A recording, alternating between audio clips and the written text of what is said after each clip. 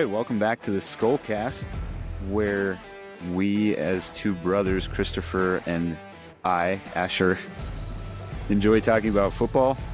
We also happen to be Vikings fans, and so we're very biased in the sense of we spend most of our time talking about the Vikings. This is, not only is it we're heading in at, we are recording the holidays, well, you know, if you followed us all year, which if you're listening to this probably means you have been following us. This is kind of a hobby project. We've done our recordings when we can, and so sometimes we have recorded on Saturdays, which is what we're doing again today, which is kind of late in the week to review the week before, but especially with the holidays, it kind of just was the best time of the week to do the recording.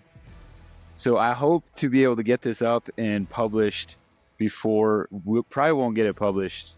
I'll be surprised if I get it published before the Ravens game this afternoon, but at least we'll have it recorded. Our picks will be on air. And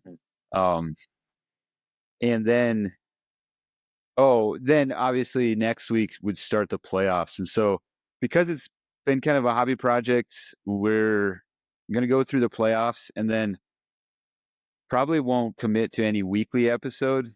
The Vikings have some interesting things to process regarding Sam Darnold and some other free agencies and so forth. So we may do some special episodes throughout the off season, but it'll probably at most be like once a month. If even that, and we'll check in with each other somewhere next summer, see if we want to do this, make it more of a thing next year, or if this was just a one-off thing. But thank you for riding with us through the season and letting us air our venting. Often the venting has been, why are people not paying attention to the Vikings?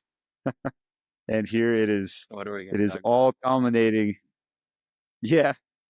If they go and win the Super Bowl, then we're going to be like, hey, let's find something else to talk about. Let's get the spotlight off of us. But that'll be fun. We'll be on cloud nine. Before we dive into some Viking stuff, though, let's, like, Christopher, what are your thoughts? What stood out to you from around the league week 17? It feels like a long time ago since it started on Christmas, which was a week and a half ago, basically. But what are things that stood out to you from Wednesday, Thursday, Saturday, Sunday, or Monday? Yeah. It is a long time ago. It's hard to remember. It's kind of wild. The Christmas Day games were felt like they were blowouts. Were any of the prime? I guess Monday night's game was Monday, and Sunday night was, I missed it, but it looked like a really electric game. But yeah, a lot of those or Christmas games, Thursday night game, even the Saturday games weren't like that. Sunday night was Commanders Falcons, a really good game, and then the Lions Niners was a really good game. Yeah, but yeah, those other ones. The Saturday mid game between the Bengals and the Broncos was really interesting. Went overtime. Oh, went down to the wire? Was that Saturday afternoon? Yeah. Okay. Bengals pulled it out and kept their playoff hopes alive. So yeah, I think it's kind of interesting. You get to the end. Well, my highlight last week was that I won my fantasy championship for the first time in 13 years. And I was last in that league for the first time in 15 Actually, I haven't even. Really? Yeah. We played that first year in the Yahoo League. We played in 2000. And you've never won? No. Not. I would have thought you've won. Well, not in that league. Okay, I'll have to go back to the Yahoo record. Because there was. Because I have I have landed in the top 3 several times, and a couple years ago in this ESPN league, I went to the championship game and had, like, the best team all year and lost, which is kind of the Oh, you're talking about okay. I've I won the year us brothers did one, I won that that league, but that was just Oh, 4 okay. teams. Yeah. I have a couple times because you were the 1 seed, right? And you got the championship? This year? Yeah, weren't you the Um, best in the league? I may have been the 2nd seed because I think that team beat me. Let me look. Oh, really? I was thinking you were best. I didn't think it was particularly close. I You was the must 1 seed in, like, the division that they have. I kinda checked out. Wait, why is Yeah, But did you fantasy's know there's an off season? an Interesting. off season? What do you mean? That's funny. Well, it's like a week in off season. I don't know. I never. Yeah. Anyways. Um. Oh yeah. Is there a way You were to tied. is there a way to see what the league ranking was? Yeah, I was No, 2nd you kind of. seed. I'm just going by point differential. It looks like Yeah. he had you beat. The power Um. rankings has me in number 2. But I beat him. Yeah. I think I beat him as well. Yeah. I was dead last in the league. Just for clarification, I only had 4 wins all season.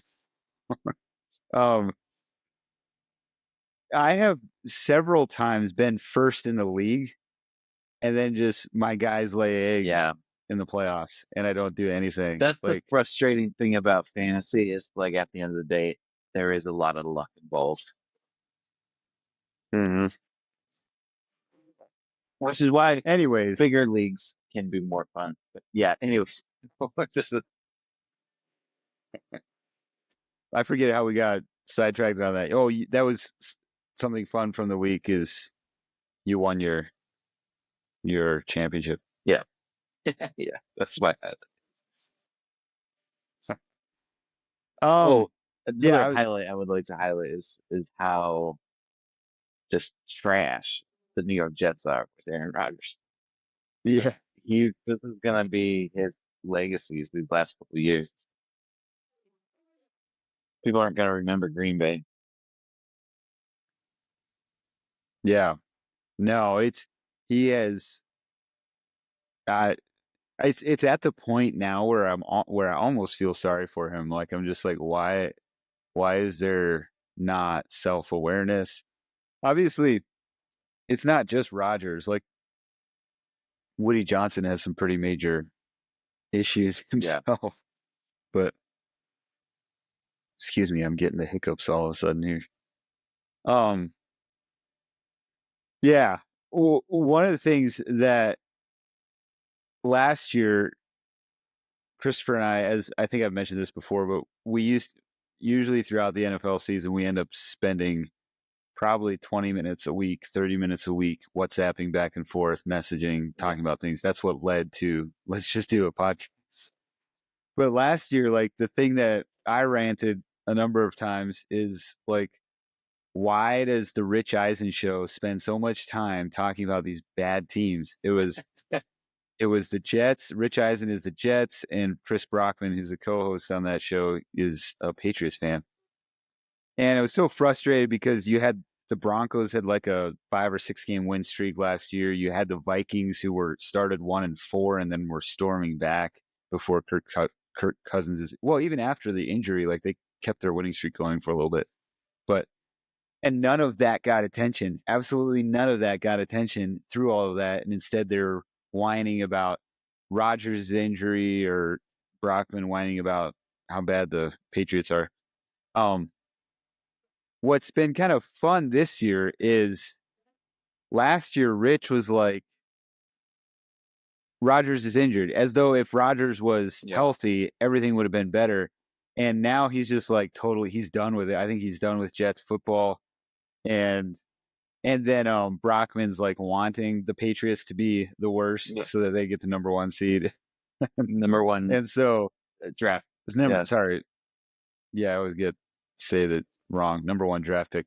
Um, so it's been kind of fun seeing them pick on each other about their bad teams. It kind of gives me a little bit of a empathy for them. It's like, okay, like you can handle some of the humiliation here Yeah. as well. But yeah, I don't know. I think the thing that stood out to me about week 17 was just how like, and I actually will get into this in a little bit. I picked the Steelers to win this week, maybe partly because I think they have a cool story and yet I feel like it needs a final win to make it cool, especially a win over the Bengals, because it looked like the Steelers and the Texans, and then obviously the Bears, but I would say even the Seahawks, like those were the two Christmas games and then the Thursday game. They look checked out. Like all of them checked out. Even Seahawks. Like I don't think the Seahawks will make the playoffs. Yeah. Um, and that just kind of stood out to me was how definitive all the playoff teams, and naturally so, but all the playoff teams are. And then the shocker, the buzzer of all buzzers, is that the Giants put up 45 on the Colts and win their game. Here's the thing, though, and I should have confirmed this. Yeah, the Colts could still be in playoff contention if they hadn't lost. Yeah, but because the Giants put up 40 points on them, I believe the Vikings are the only team this year now who have not given up 40 points. Oh, interesting. The Colts had not given up 40 points before that. But now I'm not sure about I didn't double check the Patriots. I'm not sure if the Patriots have given up 40 points. I think they did. The Vikings, the Detroit Lions have the most points against the Vikings, 31. Yeah. Actually, now that I'm thinking about it, I'm not sure the Bears have had 40 points put against them. What's that? They've had over 30 multiple times. I don't think the Bears have given up 40 points. You were looking at the Patriots? I didn't look at the Patriots. I just thought about the Bears. Yeah, the Bears have given up 30 multiple times, but they've given up 31, 2, 3, 4. Yeah, the Patriots gave up 9 41 to the Houston Texans week 6. I might have to take some and then again to the Chargers. Things take some slander back towards the Bears. I didn't think it was like, what's so good about their defense? Oh, But yeah. they actually yeah, the Bears have not given up 40 points. The Patriots did just last week, I guess. The Patriots. Yeah. And then also actually now that I'm bragging, let me see how far down my foot is. I don't think the Packers have given up 40 points. Maybe this isn't such a great ironically feat. The Lions have. The Lions have.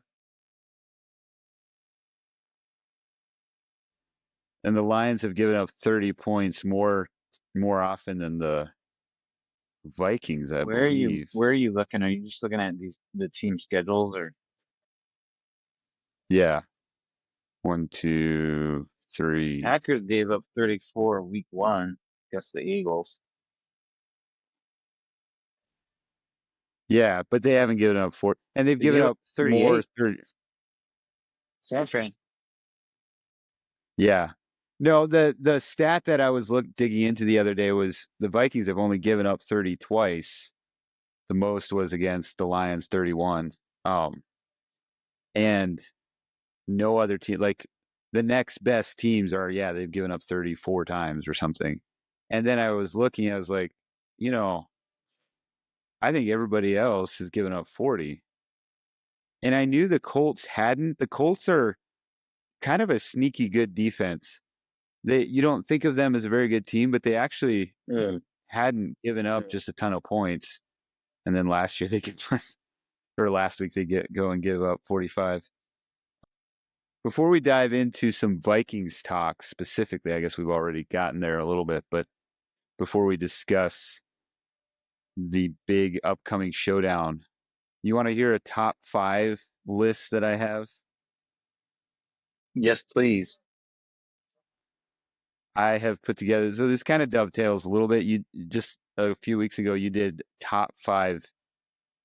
I forget how we worded it. Stories through the rest of the season. And I was out on my run today, thinking about things, listening to a podcast, a sports podcast, and was thinking, there's one of our goals or emphasis on this show has been we want to tell good stories that go under the radar and kind of good stories as a whole. I don't think a couple of these stories actually, I don't know by now that any of these stories are under the radar. They've definitely had some airtime, but I did just think we should end our season, our regular season period, by highlighting top 5 stories through this year so far. And so I'll start with number 1. I'm sorry, number 5. The first one will be the number 5. That seems to be the thing to do. Start at the bottom and go up. And a lot of people probably are tired of this. They'll probably be like, well, this isn't a special story to highlight. But I think I'm just gonna side with the unpopular opinion. I think what the Chiefs are doing is absolutely a story to highlight. They are the number 5 story of the season, Chiefs chasing repeat number 3. Now, obviously, the rest of the playoffs, there's plenty to behold, plenty to happen yet. And I do have my questions as to whether or not they can actually accomplish the three-peat. But I think just the season that we've seen so far is a story worth highlighting, worth honoring. And one of the things that I really want to point out, there are aspects of the Chiefs. Obviously, they need more time, more years in order before they have a dynasty that's equal to the Patriots. But there are aspects of the Chiefs and of Patrick Mahomes that I think eclipse the Patriots and even Tom Brady. If there were, I remember as a young man watching the Patriots and absolutely hating the Patriots. There were periods of their dynasty where it felt like if they couldn't blow people out, then they couldn't win. And ironically, they are actually historically one of the best teams that one score wins. But the thing about the Chiefs is they're just winning. They're finding ways to win games. And we're so used to the Chiefs. We're kind of tired of the Chiefs having the center stage. We might even be somewhat bored by the Chiefs. And so our inactive or prejudicial minds want to conjure up something for why the Chiefs continue to win when it seems like they're not actually that good. They look like a mediocre team and all that. And so we have these conspiracies about the refs and all that. I think that's just crazy. Like historically, for some reason in 2024, winning one score games became a bad stat. It became a stat you were not supposed to have. And you should be ashamed if you win a lot of one score games. I don't know why that is, because when you look historically throughout any sport, winning close games is a characteristic of championship teams. But guess who's the best at winning one-score games? It's the Chiefs. Guess who's the second best at winning one-score games? It's the Patriots.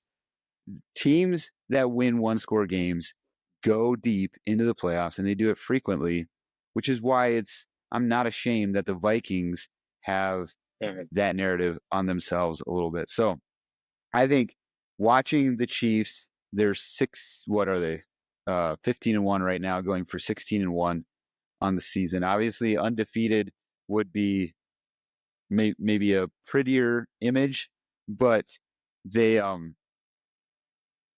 It's fun to see what they're doing. It'll be interesting to see what they do in the playoffs.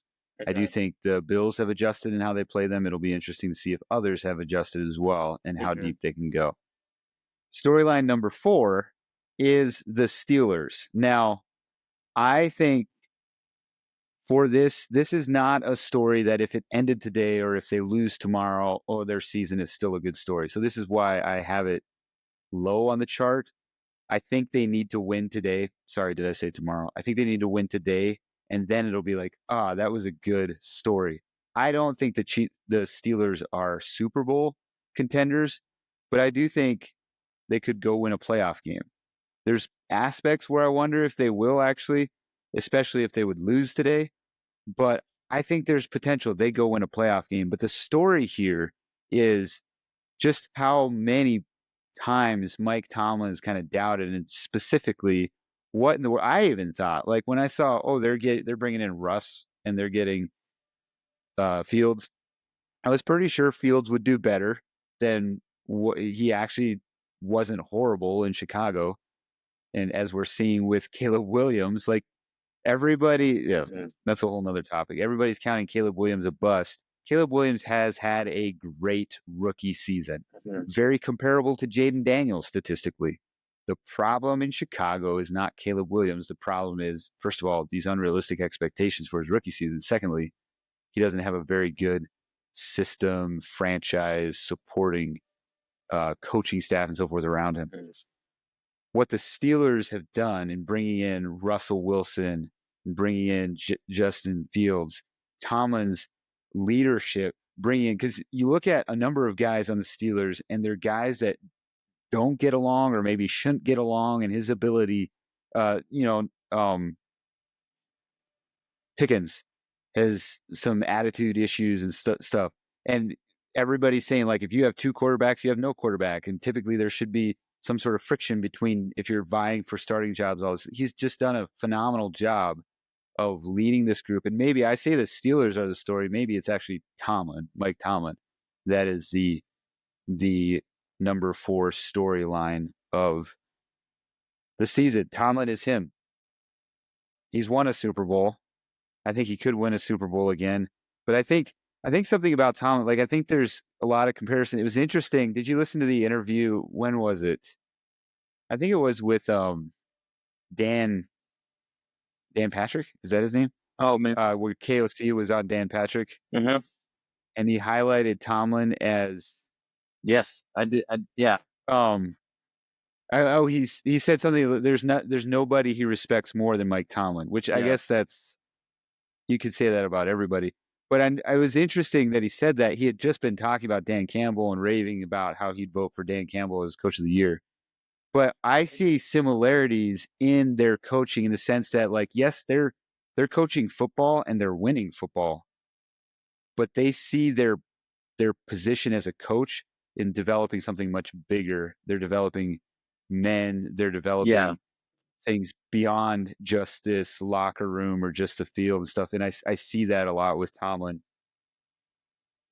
The number 3 storyline that I have is the Chargers going from 5-11 to now.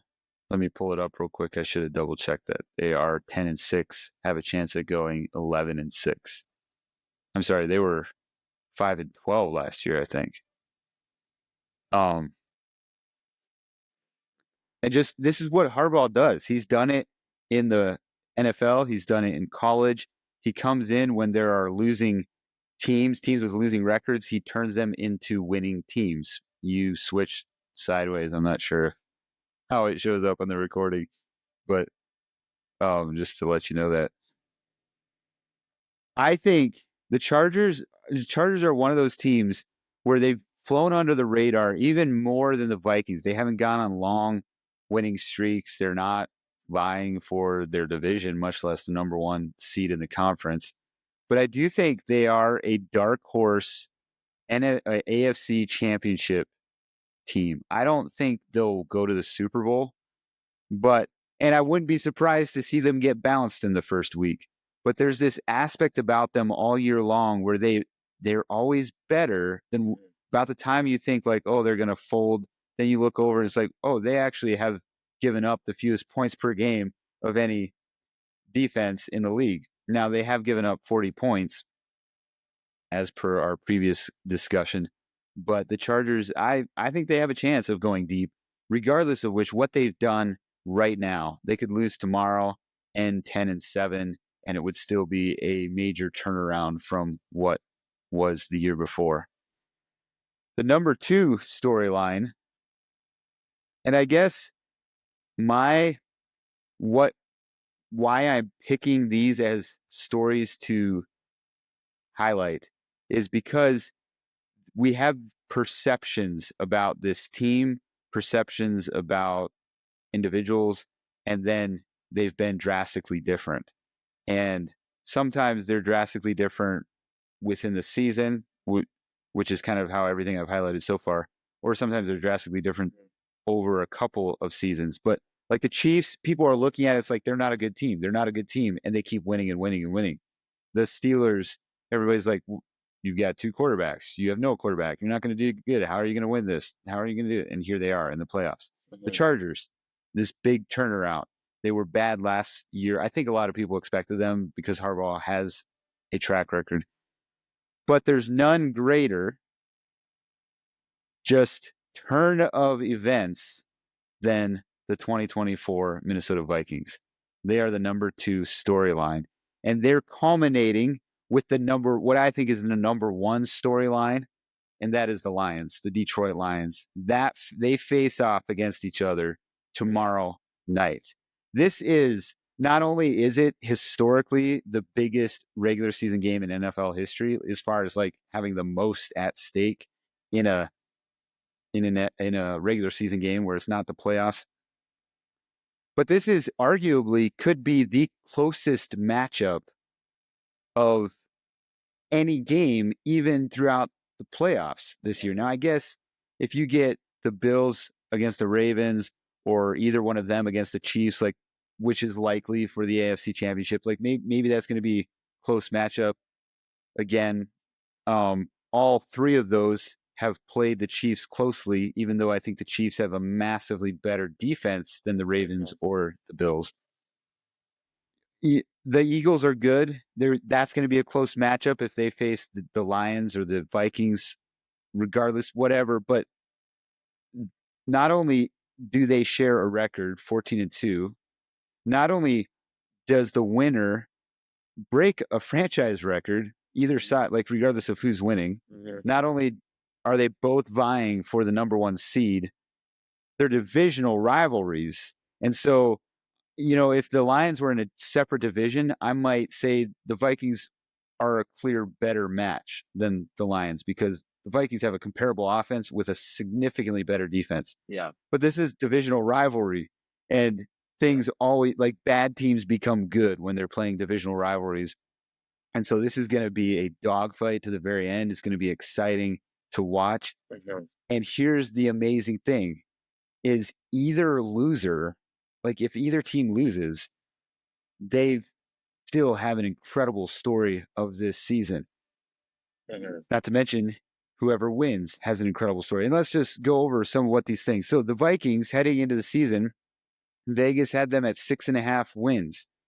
Nobody had them going to the playoffs as far as I'm talking national analysts. As you've heard many, many times, we had them winning at least 9 games, possibly making the playoffs. But we did not have them vying for the number 1 seed. We did not have them at 14. Nobody in national media had them going to the playoffs. Many people had them the last in their division. And here they are, not just about to win the division, they are about to win the number 1 seed in the NFC. They have not done that since 1998. Neither have they, that I'm aware of. I don't think they've won 15 games as a franchise. So if they win, I think they did in 98. Did they win 15? For sure. You could look it up. So they were 15. Yeah, look it up quick. I was thinking they had 2 losses that year, but they would tie a franchise record or break a franchise record in. Because I thought no Vikings coach has ever won 14 games. Um, Oh, they went It's no Vikings coach has won 13 games twice. right. Yeah, That's what it was. Yeah, they went 15-1. Yeah, 15-1. So they'd tie a franchise record in yeah, wins.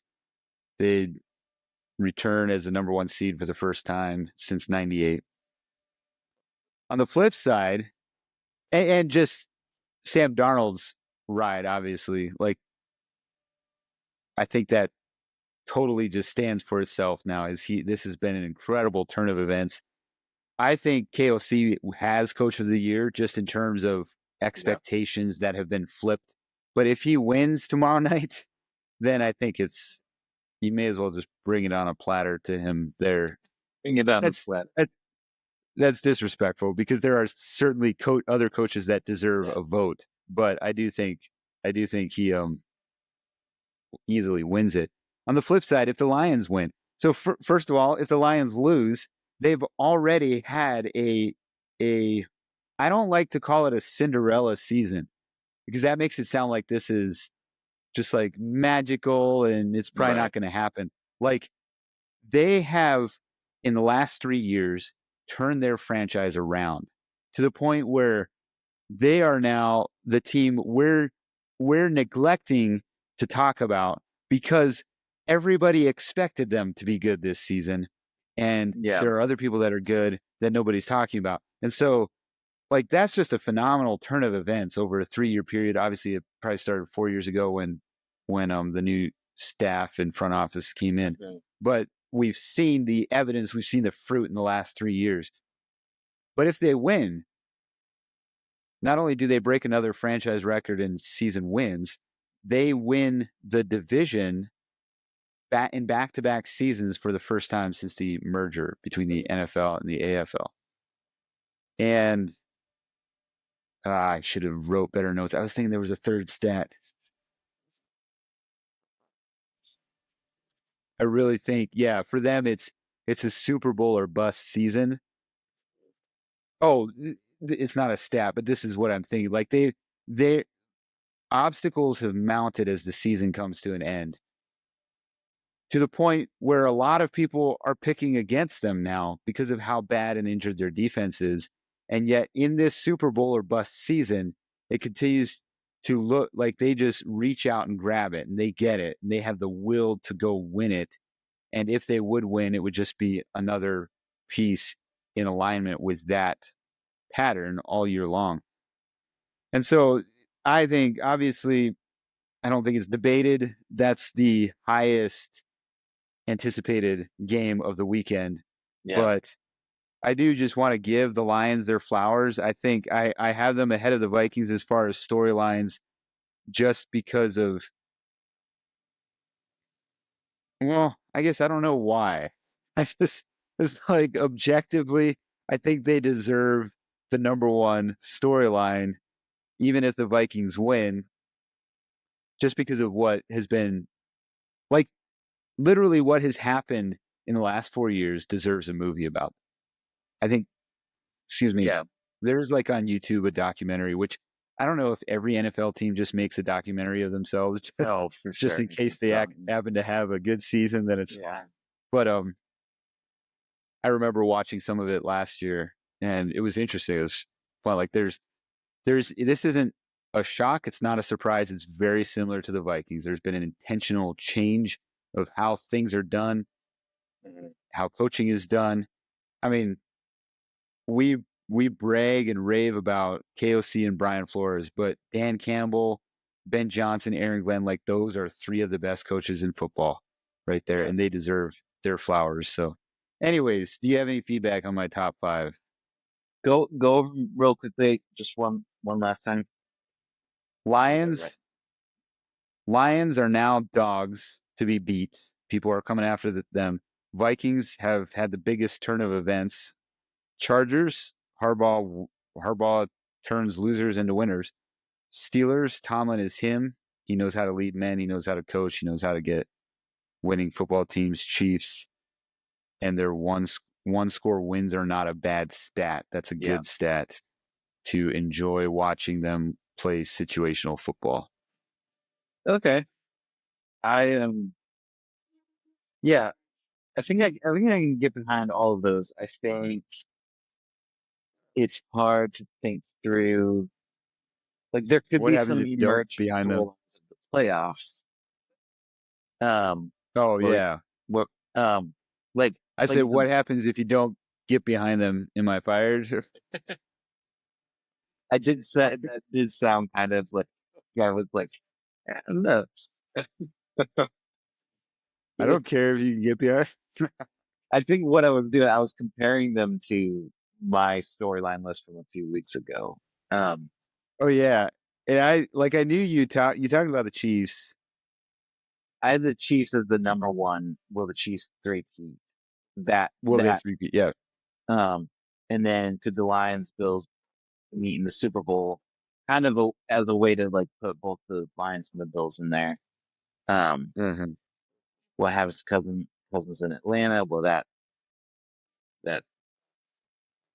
you know, I don't know what's going to happen. I guess, but how far can Sam Darnold and the Vikings go in the playoffs, and who will win the NFC West? Was the fifth Yeah. one was kind of one that we put in on the fly. Um, Which I actually thought about that one as well because if the yeah, Seahawks win and the Rams lose, I think the Seahawks win the West, don't they? yeah, I think so. Because they have the tiebreaker. Yeah.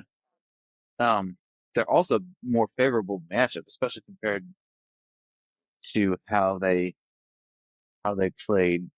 They're playing each other though this week, aren't they? Are they? Or, like, Let me. I'm pulling it up. Yeah, yeah, they they're are. playing each other. So that's a Um, big game. That's kind of flying under the radar. yeah, that's kind of an under the radar big game. I can't I can't imagine that Seattle wins. But, Yeah, I don't either. But so I think you nailed this list. I think there are some interesting playoff storylines.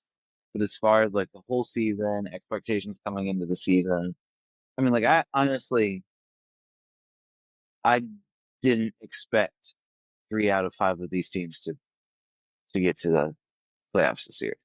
Like Vikings, Chargers, Steelers. Um, oh yeah, interesting. I'm not I'm not surprised, but I'm pretty sure if we would have done like some sort of this could be interesting for next year, some sort of like playoff picks or something like that, like who just like in the preseason who we think is gonna go to the playoffs, like we did like a playoff bracket, that would be kind of interesting. But I don't think I would put the Vikings, Chargers, or Steelers. Well, I suppose maybe Vikings, depending on I mean I thought they were going 9-8. Was it 9-8? So maybe that would have been a playoff team. Yeah, you had them 9-8, and I was like, hey, I think they can beat Jacksonville, so they should be 10-7. I didn't have them beating Jacksonville. That's hilarious. Um, I think they can beat Jacksonville. Ironically, that was like their worst game. One of their closest. Yeah, 12 to Well, not the one of their 7. closest, but yeah, it was. It was like the best, worst. Yeah, Yeah, I mean, the best they game and the worst game all wrapped up in one. they played really well in that game. It's just that Darnold threw like what was it, like 2 red zone picks and then a third other pick that like they marched down the field and then it just ended in picks, which is bad play, but also you know you Well, like change that, which the thing Darnold that has. Darnold has 2 yeah, picks since then. the thing that stood out about that was one of the first games, ironically, like up until then. And this is why, like, obviously we've had a lot more games since their 2 losses. They've had 9 straight wins. But through the first 7 games where they went 5-2, I'm sorry, through the first 5 games where they went 5-0, and then the subsequent 5 games where they were 3-2, the offense was playing better statistically. Even the eye test, in a way, the difference was the defense was really stuffing people, and their turnovers. So the Vikings average a turnover per game. Like they get a takeaway each game. But early on, they were getting a pick and running it for a touchdown, or getting a fumble and running it for a touchdown. And they weren't doing that anymore. In the Jacksonville game, Minnesota dominated time of possession. The offense ran like over 80 plays, I think. And those were some statistics just of efficiency and control that we hadn't really seen show up yet. And yet they only scored 12 points. Yeah. Yeah. I am. I'm gonna make a prediction that we get a pick six, or we get some sort of turnover for 6. Wow. So I They got to do it one last chance in the regular season. I think like I'm a little apprehensive about this because I'm not always able to tell, like, especially after their 5-game win streak. The Giants, I always want to say San Francisco Giants because I'm a baseball nerd too, but the 49ers, I really felt like they were going to win that game. And yet I picked against them because I was like, why would they? And then they won that game. There was a couple other games similar to that where it's like I kind of had this hunch. Well, once they've become like good, I'm a little apprehensive to just lean into my hunch. Yeah. But I have a hunch that I think Minnesota's defense will surprise the Ben Johnson offense. Yeah. I'll get into that a little bit later, unless we just want to dive in right now. But yeah, we can dive in. Okay, hey, let's dive in. Let's dive in, end this episode. Let's look at what are we most, as Vikings fans, this is a big game against the Lions tomorrow. What are we most confident in? And we'll look at what we're least confident in, most nervous about, and then end with our picks. All right. You want to start? You want to start with what you're most confident, or do you want to think about that a little bit? No, I no. I am most confident in our receiving,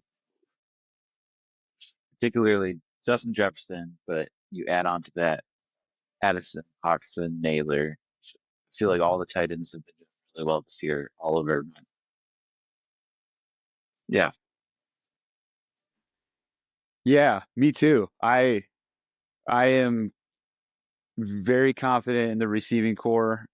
Something that I get annoyed about, and this happened last week too. Everybody was like, Jordan Love is just playing at a really high level. He's turned it around and la la la. And nobody pointed out how in that same time frame, guess who's played better than Jordan Love? Yeah. Sam Darnold. This year or this week, it's everybody's pointing out what Goff does against the blitz. Oh, Goff is great against the blitz. He's, Brian Flores likes to blitz. So I guess that's a question. Obviously it looks like Ben Johnson has taken. Yeah, maybe I'll get there. Right now I was just dovetailing off your point. My point is, did you know that Sam Darnold is has the highest passer rating against the blitz and has more touchdown passes against the blitz than any quarterback in the NFL this year? Like Sam Darnold is the best quarterback against the blitz. Yeah. Jared Goff is 4th best. Sure. Which that's still good. Like that's So I just dovetail off of that. I'm very confident in the receiving core and the fact that that's kind of the weak part of the Detroit defense. Yeah. Justin Jefferson averages 182 yards in 4 games at Ford Field. He averages 182 yards against the Lions. And that's not even considering the fact that basically since the Chicago game in Chicago, where they shut down Justin Jefferson and Addison and Hawkinson and Jones all went off, like basically since then, Darnold has started to just spread the offense around in his passing game. And obviously I think O'Connell has probably always schemed that way. He's not trying to force things to Jefferson. Darnold is using it. And so I agree with you. But just because you said that, I'm going to point out another thing I'm also confident in. And that is, I think this game comes down to defense. Yeah. Which defense makes a stop? And I'm way more confident in the Vikings defense being able to make a stop than the Lions defense. Right now, Dan Campbell's more confident in that because there have been some recent games where he turns it over to the offense, which is, I know that's kind of their shtick, their thing. But what game was it where I think it was the Packers game where they won it, but boy, they flirted with fire in not just kicking the field goal. The Lions, and I say this carefully because the Lions keep winning, and so I respect their grit. I respect their home field advantage. Yeah. But the Lions their offensive numbers are skewed in the fact that how they play against bad teams is disproportionate to how they play against good teams or teams with good offensive lines, defensive lines. They haven't had, you could look at the first game against the Packers, they beat them by 10 points. Jordan Love was still not quite himself back then. You could also look at the game against the Seahawks, and the Seahawks are one of those teams. I didn't think they had a good defense going into the season. And so back when the Lions put up 42 on them, I was like, yeah, see, they don't have a good defense. Yeah. But they also continue to surprise. And in the game against the Vikings, they put up a good show, a couple of drives. I don't think the Seahawks defense is playoff caliber defense. And when you look at what the Lions have done against playoff caliber defense and compare what the Vikings have done against playoff caliber teams, I would argue the Vikings have the edge. The Lions have blown out the Cowboys. They've blown out the Jaguars. They've blown out the Titans. But I'm not too worried about that because when it comes to playoff caliber offenses and defenses, the Lions are the same as the rest. It's not like their offensive numbers could look like, wow, this is a really juggernaut of an offensive team. They actually aren't. I think they're out of reach. They would have to put up a ton of points against the Vikings in order to get close to the Patriots 07 points per game mark. But I think I guess the question is it's just going to be a fun game period, but like what happens between Ben Johnson and Brian Flores? From my perspective, I think Brian Flores has adjusted. Mm-hmm. And the question is, what more does Ben Johnson have in as well? And I think it's going to could come down to who has put more of their hand on tape so far that the other can review. Yeah. And I have a hunch that Flores has a lot that they're going to bring. People aren't really talking about that. It's going to be the shootout. And it very well, I think if you were to ask me what's most likely, it very well most likely would be a shootout. Yeah. But I'm confident in the fact that of the two defenses, which one's going to get the extra stop? I think it's going to be the Vikings defense. Yeah. What are you least confident in? Probably least confident in the rush in our rushing defense, but with a caveat in the sense that we didn't have Blake Cashman playing against them last time, and we went 1-2 without Blake Cashman, and 13-0 with him. So, when you say the rush defense, you're talking about like to stop Jahmyr Gibbs, yeah, or rushing the pass rush. Yeah, sorry. Stopping the rush. Our defense is stopping the rush. And so, like I think Jameer Gibbs is a really good running back. And I think that they carved us up last time. Um, so, and, and I feel like, yeah, I mean, now that I'm talking about it, our secondary's not great as far as like our cornerback room and stuff. Um, but I think I think that's where I want to know, like, if they can stop, if they can force the pass, I think we can win. Mm-hmm. Um, but if they don't, then I feel like Detroit could just like, yeah, carve us up, march down the field. But So yeah, kind of to that point, like the Vikings have the best defense against the rush. And so I agree that if like that is probably the one thing it's like, will they be able to stop that? The if they can stop that, Jared Goff is best. Like his good game, that perfect stretch where he threw I forget how many straight completions. I think it yeah, spanned over 3 different games. But I don't think he had more than 30 attempts in either of those games, if I remember correctly. And his perfect game was 18 for 18. So if you force Goff to throw more and more, that's when he becomes most vulnerable. So even though our secondary is not a strength, yeah, I do think the Vikings are really good at getting pressure to the QB. They're really good yeah, at getting interceptions. They lead the league in interceptions.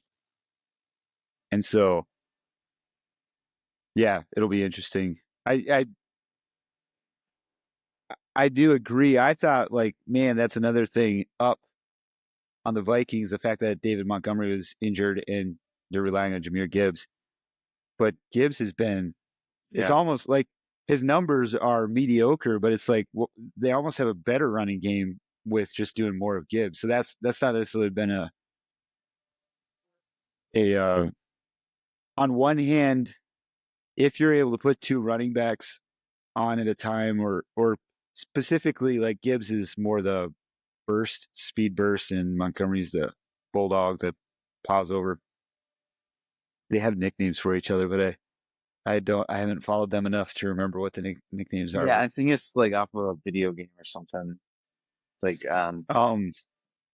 Yeah, I think the thing I'm least confident in is, and I don't know if I'd say I'm least confident in or just most nervous about is kind of the thing I'm most confident. Will Flores adjust? Like, is Flores going to continue? Because I do think if he throws more of the same at Ben Johnson, I think Ben Johnson will find ways to carve that up. And so that's the question mark. yeah, I've seen Flores adjust, but I mean adjust in the sense of like I would say if you go through the Rams game, I believe. I forget when I remember thinking about it for sure with the Jaguars, but I think I thought about it even with the Colts was just like this defense is kind of back to themselves. Almost, I don't even know if it's fair to say Flores adjusting because I remember thinking in the 4 games, Packers, the Packers second half, the Jets, the Lions game, and then the Rams, it kind of culminated and in a sense was the worst game. I remember thinking it felt like defense almost thought things were on autopilot and they yeah, weren't like playing with the same aggression and just like to the ball with vigor. I would say since the Rams game, like that has been corrected. There's a ton of that. We saw that highly culminated in games like the Cardinals against the Cardinals, where that was probably one of the most vivid games against Caleb Williams. And I mean, he's been getting sacked by everybody this year, but especially what they did against him. So I guess that's the thing I'm nervous is like, as far as a head-to-head matchup, will Flores adjust and play Goff? And I think it's probably frustrating because Flores, as a defensive coordinator for the Patriots, blitzed Goff and got to just shut him down in the Super Bowl.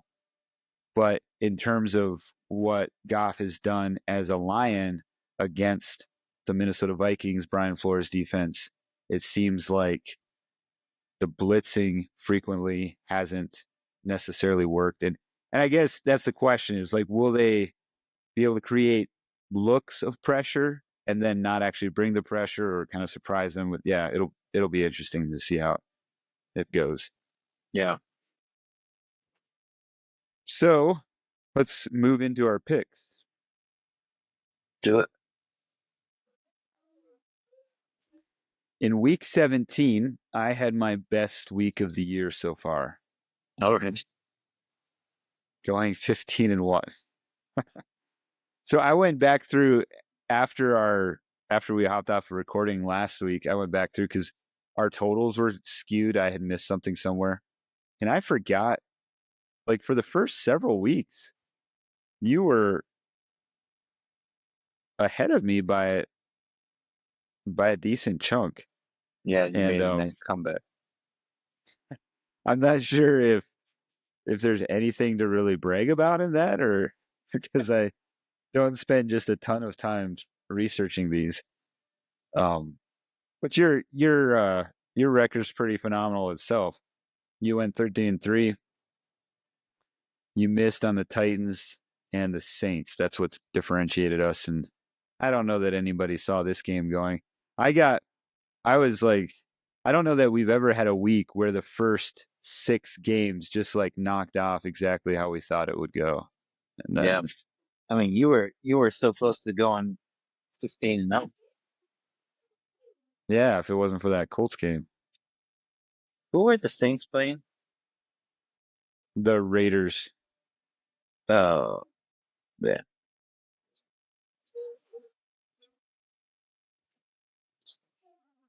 Yeah, I mean both of those could have gone either way. I just had a hunch that the Jaguars would take it at home, and I don't think the Saints are. Yeah, I would argue the Saints are probably the worst team right now.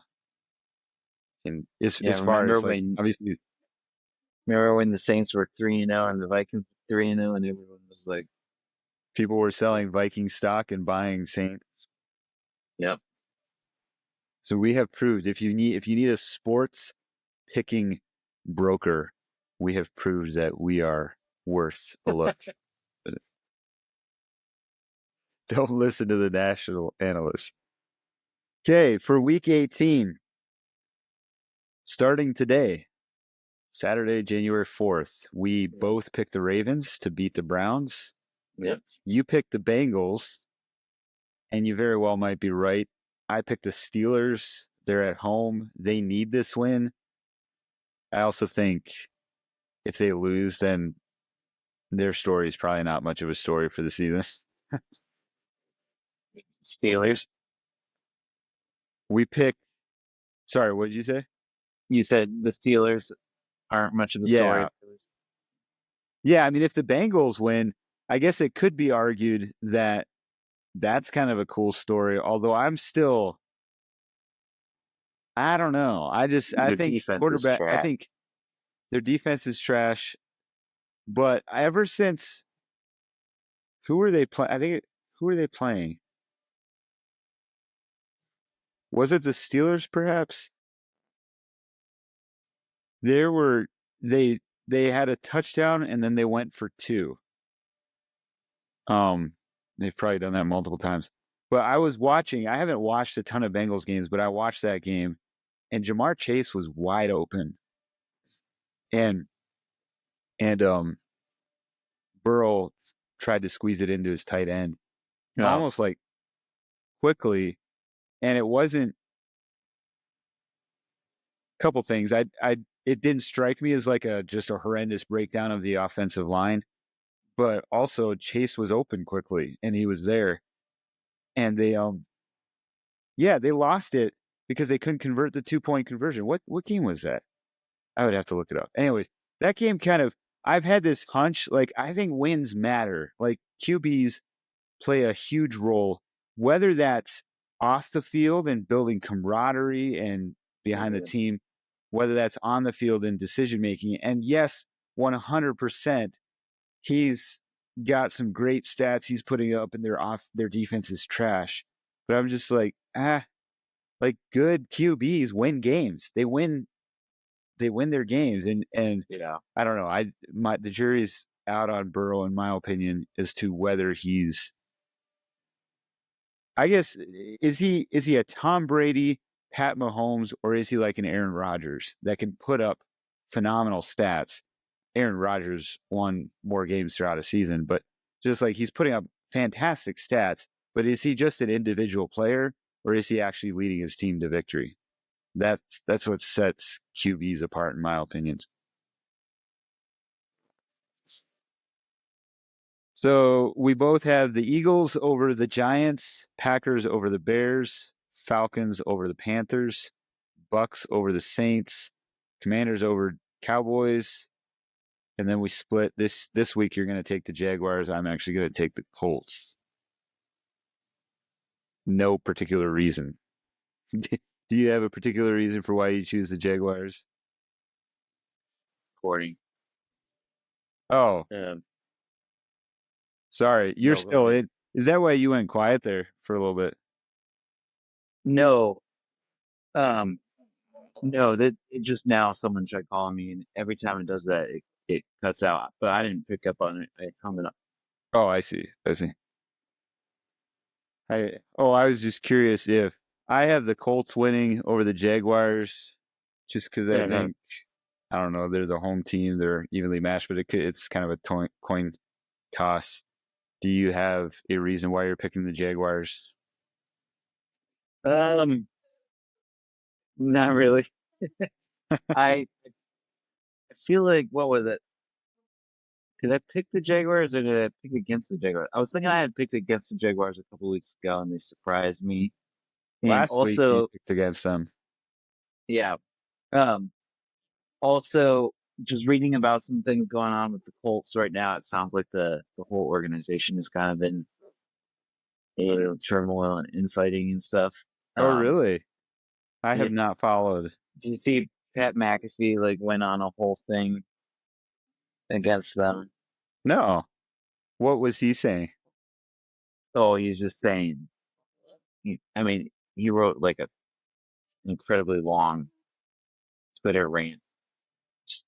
I guess somehow the organization is like painting him, or he feels like they're painting him as like a villain.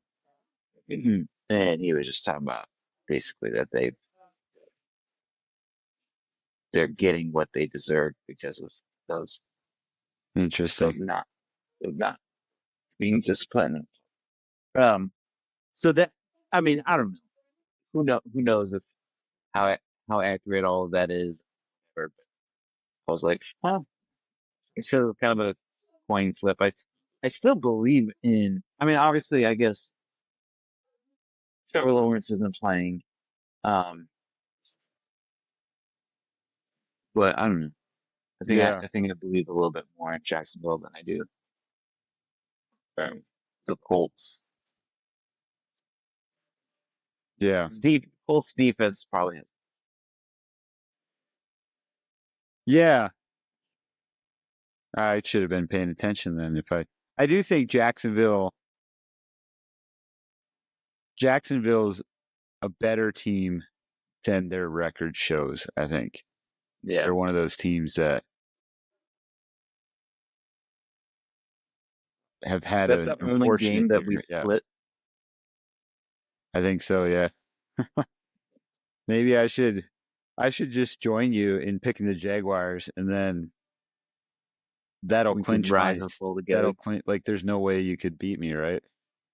Yeah, I suppose so. I guess there's still no way you could, because we'd have to be different on every game, and you'd have to win it all. We both picked the Texans over the Titans, the Bills over the Patriots, the Chiefs over the Broncos. Why do we hate Bo Nix so much that we don't I think just he don't. can beat a backup Carson Wentz? Oh, I forgot about that backup. Oh, um, Do we need to apologize yeah, about picking? We kind of mocked, and I can't remember if we did it on here or if it was just in our in our chat, yeah. making fun of Sean Payton. Sean Payton. I could not think. Just want to say Sean McVay I of like mean, acting like they were really wanting Bo Nix. yeah. I mean, yeah. Turns out he's good. I don't know. Now that I remember that Carson Wentz is starting for the Chiefs. I mean, the Broncos really need this game. Um, But this is also like Wentz's opportunity to show that he could be a starting QB again. yeah. I mean, Carson Wentz is like a near MVP quarterback. Like he's no slouch. Obviously, he didn't do well in Washington or Indianapolis, but Yeah, um, I forgot he was in Indianapolis for a while. I think he was in Washington. Did he? Yeah, he was. Why was that? Well, Yeah. was he? Um,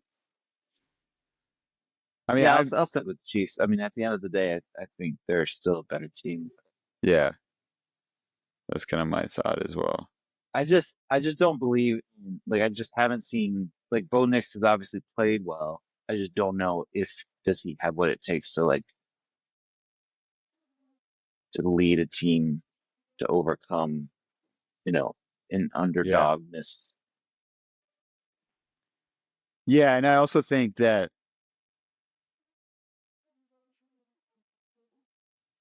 Sorry. You also think yeah. what? Well, I was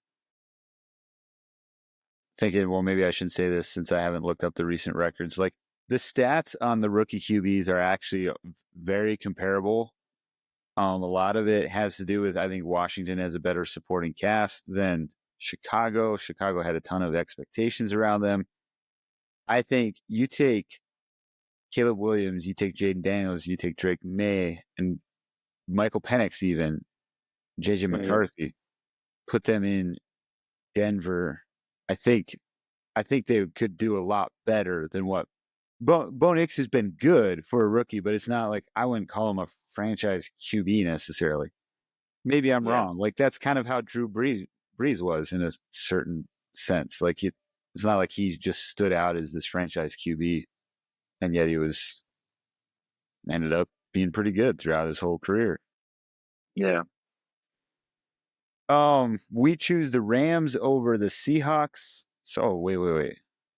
Drop down. We have the 49ers winning over the Cardinals, the Dolphins beating the Jets.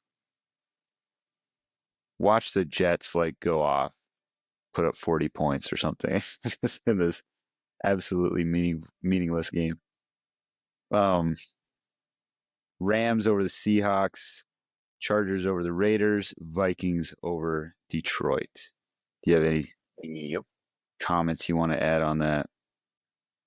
On the following final games there? I don't think so. I think it seems pretty straightforward. End of the year, we kind of know who everybody is. Um, Yeah, and I mean, I think the biggest question mark is that Sunday night game, which is why it was flex. it'll be fun. Are you able to watch it, or do you guys have things going on? Yeah, I'm working. I'm working tomorrow, but should be able to get out in time for Sunday night football. So I will be watching. We are. It's the week that we often do small groups, get together with a small group, but due to the holidays, different people are gone. I don't think we have any plans to do that. So my Okay. wife recently bought this big ball of yarn, and she's like, maybe I need to. She just kept saying like, I think I could get into sitting down and learning the game and stuff if I had something to do while I was watching. Sure. And so Little hand activity. she'll, That's great. which I get. Like I'm not sure that I Yeah. did against the Packers, but there have been a number of games, even Vikings games. If I'm not listening to it, like I remember one of the early games, I think it was the San Francisco game. We had church camp out that week, and the over the time the game was starting and so forth was around the time we were all packing up camp. And so I was listening to it as I packed up our campsite and everything. Yeah.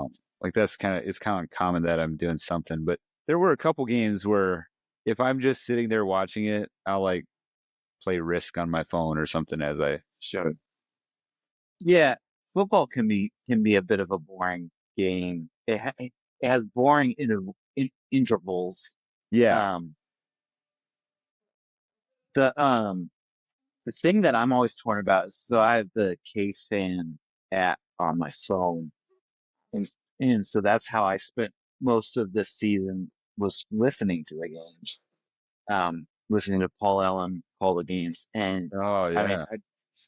I don't think there's any better game caller, um, Yeah. commentator, whatever they're called. Um, Now that I've listened to every single one, I just think he's fantastic, and his energy, and he's like a clear fan over the years. Yeah. He's clearly become a Vikings fan and feel the emotion and the tension and everything. Um, Yeah. so I'm always torn whenever I can watch a game. I much prefer that, but I wish I still had his commentary or his Yeah. calling of the game. Yeah. Yeah, exactly. Guess you could turn it on the screen and then Yeah, like just have it kind of playing. I have the NFL app and so I can watch on on my phone. Yeah, premium. Yeah. Well, I bought it like 1 year and I still have it's it's like a glitch in Apple or something because I've not paid. I Wow. bought it 1 year and I still have access to it. I can What the NFL app historically, I paid for the NFL like back. So it used to be, they used to brag about this free phone football. They had advertisements and stuff. Yeah. And so as long as you were streaming it via your phone carrier, it was free. Well, and then they started doing NFL Plus, which was still nice. Um, and now there's like 2 tiers, and it's incredibly expensive. And so this is the first year actually that I haven't paid for it since like 2019 or something like that. Yeah. So I paid for it when it was like I think I got it for like $7 for the year or something. Like it was really cheap. Yeah. And then sometimes if I haven't watched like if I go a week or two before getting into the app, I'll have to restore the purchase again.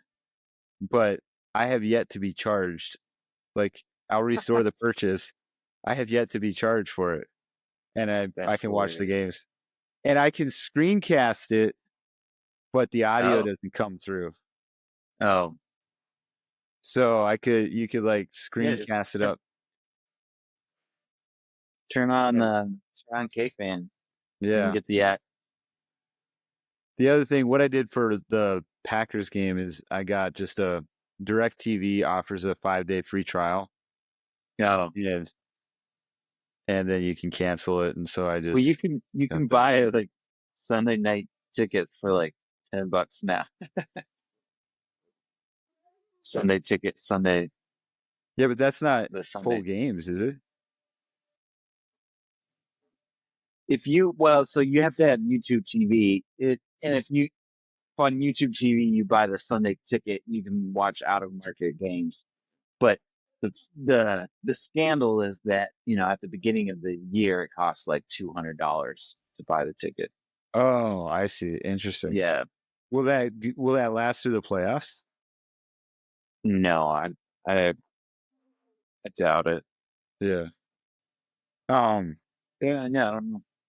We don't have YouTube TV either, but Yeah, that's it's so expensive. If you want to watch out of market games, it's impossible. yeah, Someone someone suggested that I find a Vikings bar, which would be kind of interesting. I don't know how interested I am in doing that, but it'd be kind of interesting to see if there's one around here. I just don't see know what that I'm yeah, just see what it's like. If a Vikings bar in Philly. You think that exists? yeah, well, I think there's a couple actually. I Googled it, but I mean it's Oh, surprising how many like out of state like team bars there are around. Like I know there's a chain of Eagle bars in London. Um, really? like Well, there's with a that, fans go around the world and they're like, I need some place to watch the game. So yeah, that's true. Yeah. Well, this is going to be an exciting game. Oh, I w- I had thought I was like, man, we should do like a stream watch of the game. You know how some people do. But yeah, then I was like, Sunday I was on YouTube listening to one of those, and I was like, that's actually kind of boring. yeah. I I don't know that I it's get a worth. kick. I suppose if you pull it up on your phone or something, then maybe it could be interesting to like chat with people. But I'm just not really. That's not how I Yeah, engage with football. and it'd be more. Yeah, I'd be. I don't even really like to go on Twitter during a game because it's Oh, just like really? the game's happening now. Like I don't want to see what people, a turnover happens and everybody freaks out. It's like, oh, it's going to be a blowout, or it's like, no, Yeah. the game is going to go. It's going to be a game, and I I look for what you know Score North Locked On Vikings guys are saying, and that's then true. Yeah, that's like if it's going well, it's kind of fun to see if like the national guys are talking about it. yeah, Particularly if it's prime. yeah. I've definitely gone on Twitter. It's not like I haven't, but it's like Yeah. sometimes I just find it's like I just want to watch the game, like especially where we're at in the season, and that's where I'm Yeah. trying to just stay. Is like this has been a phenomenal season. Right. If they It's lose, fun. it's a bummer. Like that would have been phenomenal to see the Vikings go into Detroit's house and just snatch this season that has been all about the Lions, and just snatch it. Yeah. But if the Vikings lose, like it's still been a phenomenal season. They're still going to the playoffs, and it'll just be fun to see what happens from here on out. But that's just kind of how it's been. It's like let's just watch what happens. Like I was reading on Twitter some threads of NFL or ESPN will put up like who you got, Vikings or Lions, and then you go on the fans and everybody's like Vikings 100% or like Lions all the way, and then they get in their Yeah. arguments about why it should be. It's like, dude, these are the two best teams in the NFC vying for number one. Like Yeah. it's just gonna be a good game and it's gonna be flat out. I don't think anybody I would be shocked if it's a blowout by any team. I think at the end of the day, it's kind of like the first matchup where you were like, I don't feel bad picking the Vikings because that was a close game. That was the Vikings game until the last little bit. If you happen to Yeah. pick Lions tomorrow, I don't think you should feel bad about that because it'll be a close game, even though the Vikings will Yeah. win.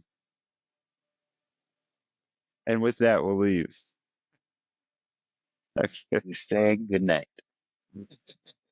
Oh my, it'll be fun. We'll touch back. Yeah. We'll be back next week and see how the stage is set for the playoffs. Yes, sir.